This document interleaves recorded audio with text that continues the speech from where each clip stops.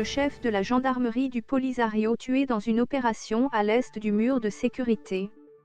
Le Polisario a perdu, ce mercredi 7 avril, Daesh el-Bandir, le chef du corps de sa gendarmerie, lors d'une opération à l'est du mur de sécurité. Ce décès a été confirmé à Yabiladi par deux sources au Sahara, une source sécuritaire ainsi que Barry Larbi Enas, un ancien haut officier dans les rangs de l'armée du front et président du Centre paix des études politiques et stratégiques basé à La Ayoun.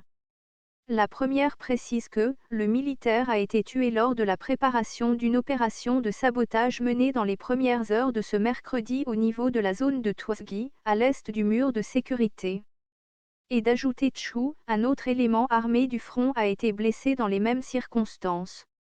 Même son de cloche auprès de Barry Larbi Enas qui donne plus d'informations sur Daesh el-Bandir.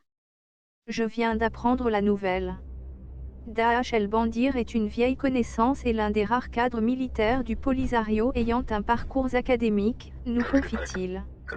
Notre interlocuteur rappelle avoir rencontré Daesh el-Bandir à l'académie militaire de Cherchel de Tipaza en Algérie. Il s'est spécialisé dans le génie militaire.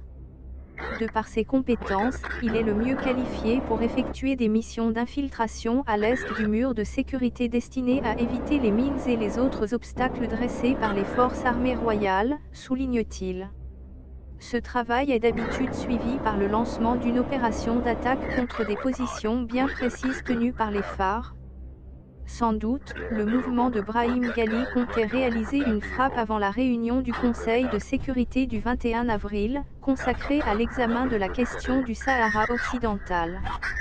Pour l'heure, le mouvement séparatiste n'a pas encore communiqué officiellement la mort du chef de sa gendarmerie. Un silence qui ne surprend pas puisque le front ne donne jamais le bilan de ses pertes humaines et matérielles. Après l'opération des phares du 13 novembre à El Guerguerait, le Polisario s'est retiré de l'accord du cessez-le-feu du septembre 1991. Lundi 5 avril, à l'occasion de l'ouverture du consulat général du Sénégal à Dakhla, le ministre des Affaires étrangères, Nasser Bourita a réitéré la détermination du Maroc à défendre son territoire face au mouvement armé du Polisario.